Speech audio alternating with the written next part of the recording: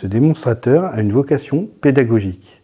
Il permet d'interconnecter des disciplines en lien avec le changement climatique et les crues soudaines associées aux digues de protection. Une première partie du démonstrateur consiste à fabriquer une digue sur une table roulante. Une deuxième table à roulettes permet de réaliser une ville à échelle réduite, au pied de la digue, là où le risque d'inondation est le maximum.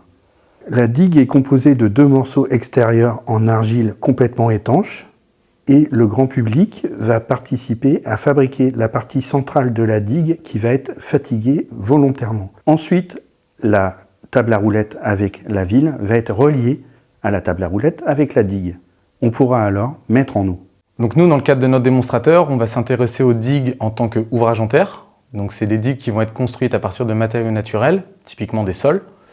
Mais ces matériaux, ils vont devoir correspondre à des critères géotechniques qu'on définit en laboratoire. Donc c'est des critères qui vont concerner la nature des matériaux mis en œuvre, mais aussi les conditions de mise en œuvre. On pense particulièrement aux conditions de compactage, donc teneur en eau de compactage et énergie de compactage. C'est ce compactage qui va permettre d'obtenir une imperméabilité au niveau du matériau, ou en tout cas une perméabilité suffisamment faible pour qu'on considère que l'ouvrage est étanche.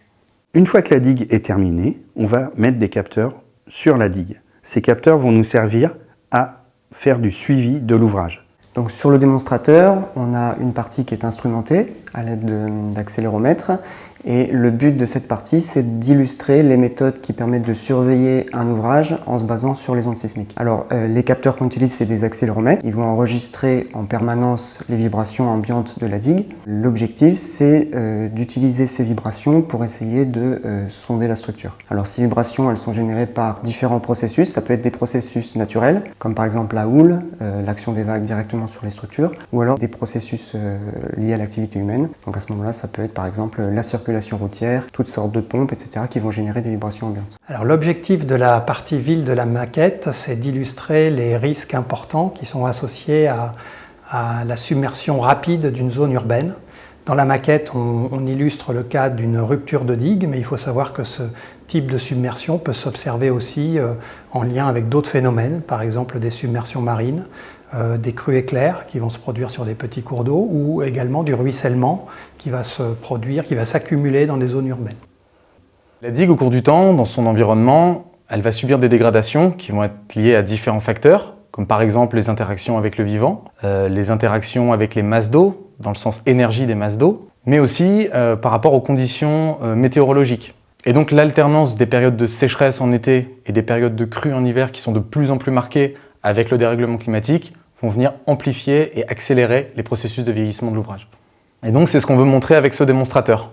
Donc sur les bords, on a des parties de digue en bon état de fonctionnement, qui sont étanches, et au centre, une partie qui a perdu sa fonction d'étanchéité avec le vieillissement et les sollicitations environnementales.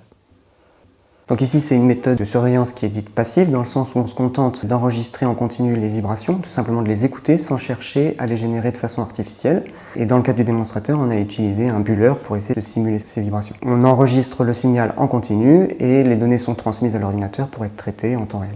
Donc le système d'alerte est basé sur la mesure des temps mis par les ondes pour voyager d'un capteur à un autre. Et en cas de modification des propriétés de la digue, comme par exemple une infiltration d'eau dans la structure ou une modification de la géométrie de la digue, à ce moment-là, ça va modifier le temps mis par les ondes pour voyager d'un capteur à l'autre. Et donc c'est ça que l'algorithme essaye de détecter en temps réel. Le laboratoire GEON de l'université Gustave Eiffel travaille à la mise en œuvre de ce type de méthode depuis plusieurs années sur des digues réelles.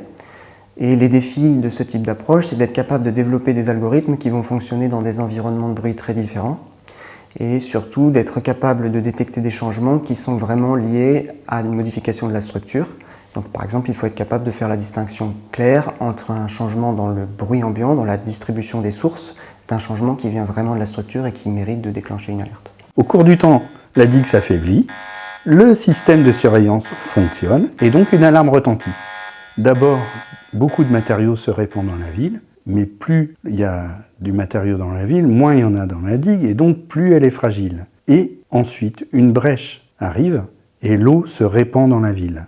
Très rapidement, tout ce qui se trouve dans les rues va être emporté, avec particulièrement les véhicules qui se mettent à flotter, qui sont emportés dès 20 cm d'eau, et également très rapidement les piétons des 40 à 50 cm d'eau vont avoir des difficultés pour tenir debout et vont être en situation de danger immédiat. Donc la seule issue pour eux, c'est de rapidement sortir de la zone inondée ou de se réfugier en hauteur, par exemple à l'intérieur de bâtiments. Pour permettre une simulation plus complète, une pompe va réinjecter l'eau en amont. Ce courant d'eau va permettre d'avoir un niveau d'inondation suffisant pour avoir l'étage inférieur de la maison inondé.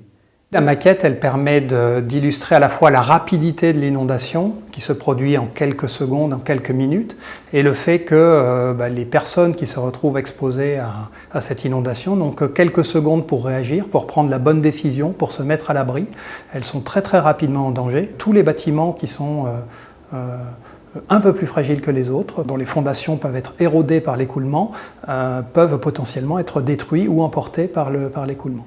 Lorsque l'on coupe la pompe, l'eau s'évacue et des bancs de sable apparaissent. Ces bancs de sable nous informent comment les courants hydrauliques sont répartis. Alors un dernier point que la maquette illustre également, c'est qu'on peut, à partir de vidéos qui sont prises lors de ces épisodes d'inondation, travailler pour estimer les vitesses d'écoulement de l'eau.